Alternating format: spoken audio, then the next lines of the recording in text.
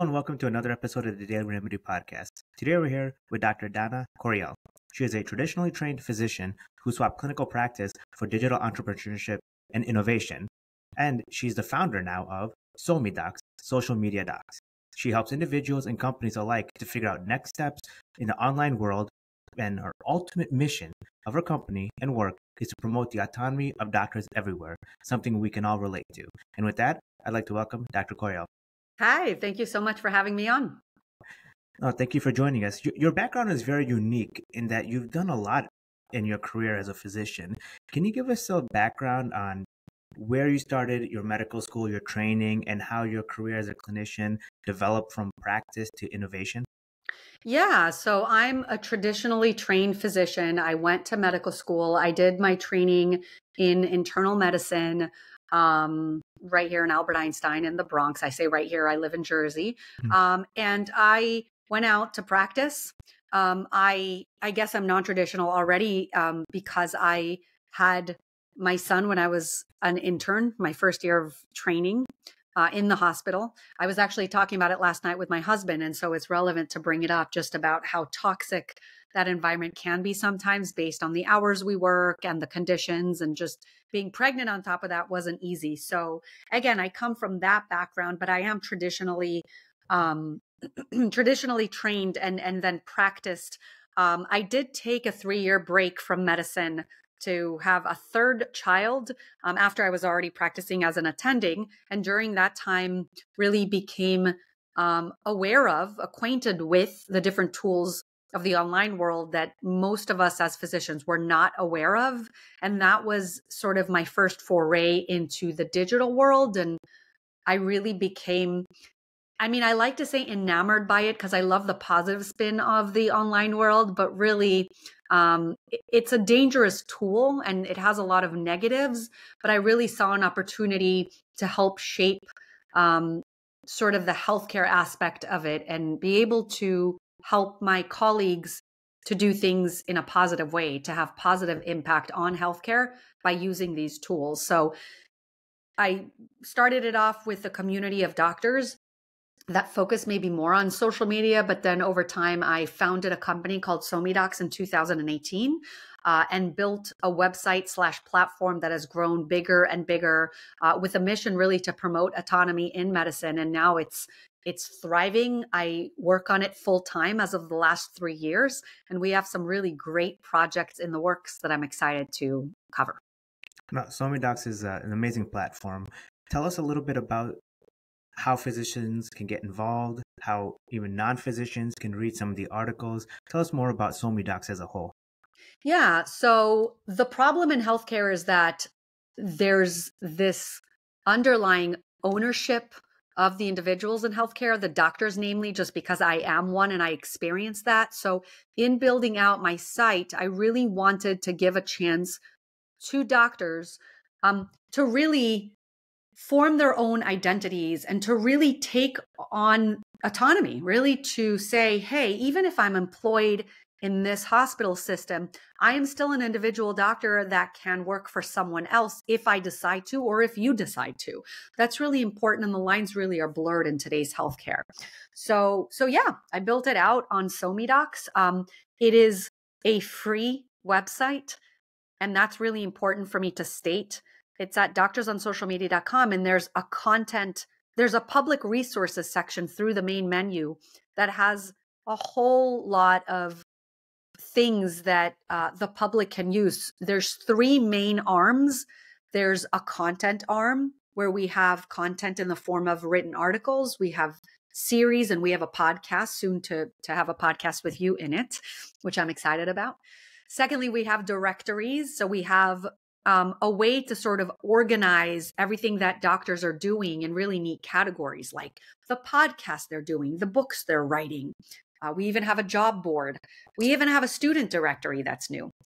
And then finally, we have an event/lecture section where we really can now start to share and to amplify the knowledge that we have accumulated over the years and start to really promote autonomy on all sides for the doctor and for the patient. So that's really what I'm doing. And then That's front facing. And then behind the scenes is an entire community of doctors that are involved in whatever way they want to, or they have time to. So either they're a free member, so they appear on our directory, or they're very active in our Facebook group, or they choose to sort of be members of higher levels where they get more perks like networking events and pods where they learn, etc. That's the gist of it. For many who are not in the medical world or truly just not physicians practicing medicine, it may seem odd that your online reputation can be damaged so severely.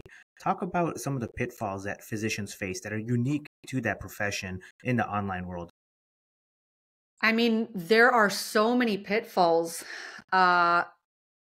Patients can now review us just like they can review a restaurant. And again, there's good in that and there's bad in that. So the good in that is that you really can, share when a doctor's great. You can also share when you've had a bad experience. But sometimes the backstory isn't there. And sometimes people can weaponize that against the doctor. So for example, when I was a practicing internist, somebody called in for a controlled substance.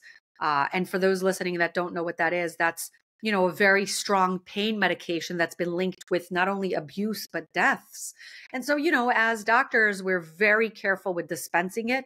And I told my front desk staff to have the person come in for a visit because I had never met them. I had taken over a new practice. And the person on the line said, well, if she doesn't give it to me, then I'm going to write a very bad review, and that's what I mean by weaponizing, right? Yeah. Using it to threaten us and our reputation. And then doctors have little repercussions, right? Because we follow HIPAA, which is the privacy laws that are out there, where we're really not allowed to respond to our patients online and such, and give away identities and give away identifiers. And yet people can do it to us. Yeah. So again, it strips away our humanity. And it's an example of using just one online tool in a very negative way and potentially harming the career of a physician. Well said.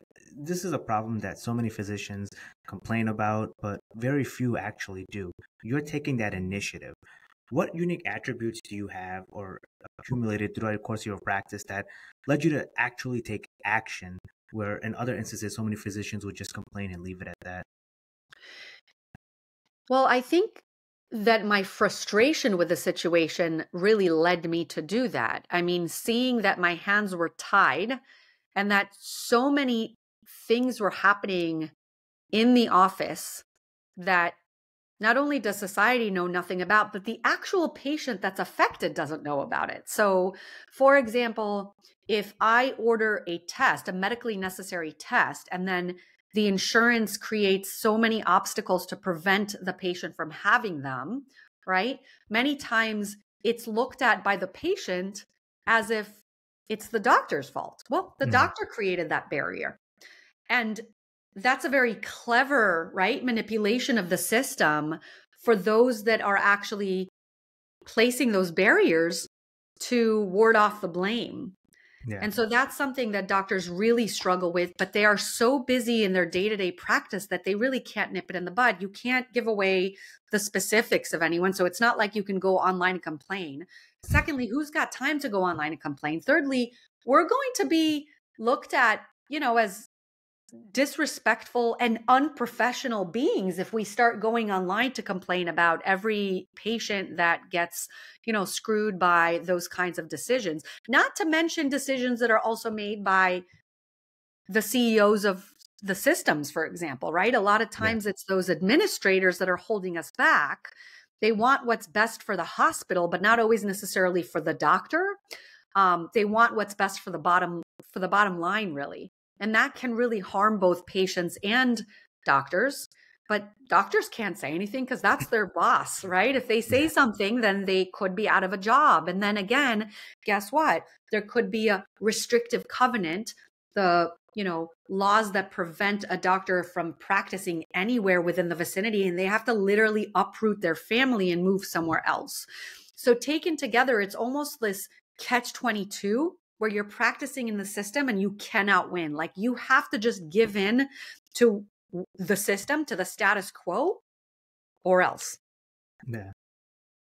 And That's we're golden handcuffed. I'm sorry to interrupt you. We're yeah. also golden handcuffed. So like, Yeah.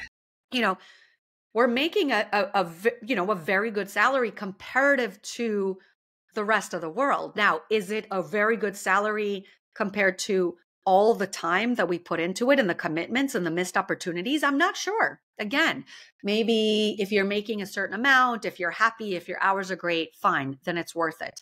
But a lot of specialties are now not making a lot, and their salary doesn't include all of the after hours work that they put in, completing charts, making phone calls, being on call. I mean, there's so many issues that are broken in healthcare that for me, it's seeing that, experiencing it firsthand, and then using the skills and talents that I identified during those 3 years off to really connect with the public and explain to them why physicians have it bad, and please come with us and support us, advocate for us.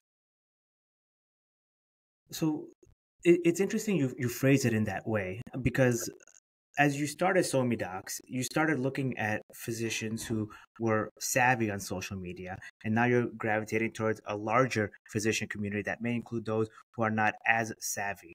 Did you see different problem solving skills among different physicians based on their skill in social media to handle these types of issues? Yes, I think that physicians have different personalities and different way of tackling issues. That's what makes First of all, that's what makes humans so amazing, right? That we're all Yeah. different and we bring different experiences and even biases with us. So, yeah, I see different ways of tackling things. I mean, for example, there are so many Facebook groups at this point for physicians that one can really become overwhelmed. And you really need to take your time figuring out, well, which Facebook group is actually serving me in the way that I want to be served. But yeah, there's doctors that are tackling things differently. There's doctors that are putting themselves completely on social media. There's doctors that are more private and don't feel comfortable doing that. And I regularly teach and consult about this and explain that it's all about the curation. It's about what you want to make of it. It's about you not being forced to do anything. You Mhm. just understanding that there are options and then figuring out how to build your online brand in a way that best reflects you and your professional goals. This is more of a general question that I think people in the broader community may be interested in. Is it better for physicians to, let's say, go through traditional medical societies, academic societies, and advocate and self promote through those venues, or go directly through social media? And I know it's not an either or type of question, but there's credibility issues in one route versus the other. So, can you talk a little bit about why social media has a unique position in today's healthcare? Right. It has a unique position because every organization that's out there has some ulterior motives, right? I mean, they either have the people that are bankrolling them, so they've got to kind of stay within line of them, right? Like Yeah. every organization has things behind the scenes that we don't know about. And so, I mean, I only recognize this issue well into practice as an attending that these, you know, organizations that purport to support us don't actually support me personally as Yeah. an individual. As an individual, for sure. I mean, some of them do certain things to really fight for doctors. Some don't and just say that they do. There's really no way to prove that. And that's my problem here is that, we pay oftentimes hefty dues. And at the end of the day, it's like, for what? Yeah. For bureaucracy that does nothing for us. And again, that's the beauty of what I built in SoMe Docs is that I built it myself. I haven't outsourced anything.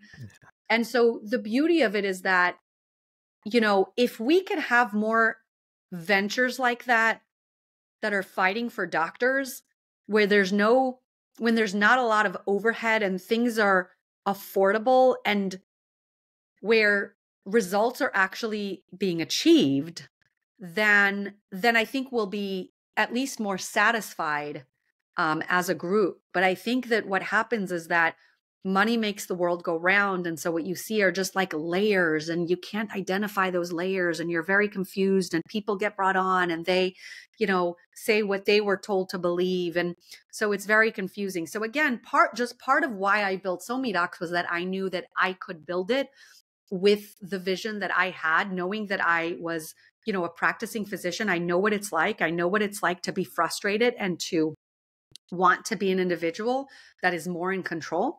And so I am putting into play a lot of resources that can help doctors to become more autonomous and to really feel at least a bit more in control.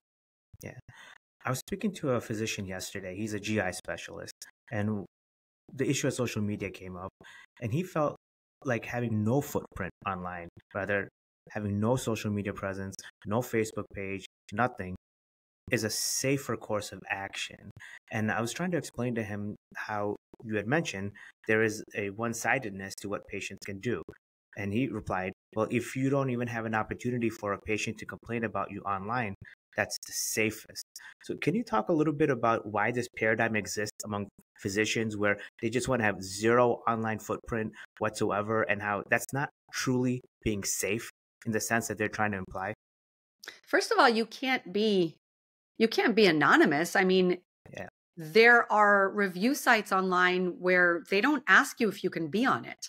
There's many, in fact, where they just kind of gather the information about who's practicing, and then people can still review you. So you can be completely blind to it. You can put on blinders, but that's not going to change the fact that someone can put a bad review up of you. Quite the contrary. If there's a bad review of you, especially, the more information there is online about you, the more it can drown out that bad review. That's one of the ways to tackle bad reviews.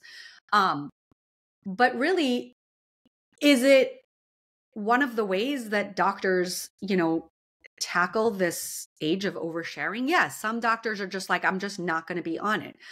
But understand that then you contribute to not having control, meaning we need marketing in life. There's always going to be marketing. It doesn't matter who you are. Marketing is just a part of life. So when you're actively choosing not to be online yourself, then someone else is marketing you, and you're kind of giving into the old, not even old, but this traditional status quo healthcare system where the systems own you. Because what that means, because you're not a private practice doctor or not online, right? If you're a private practice doctor and there's a chance to market yourself for free online, then you do it. I mean, otherwise, how can you really exist as a private practice doctor if you're not marketing? And again, when you're marketing, you're putting yourself out there. And so again, in the world of today, you sort of have to be online if you want any autonomy whatsoever.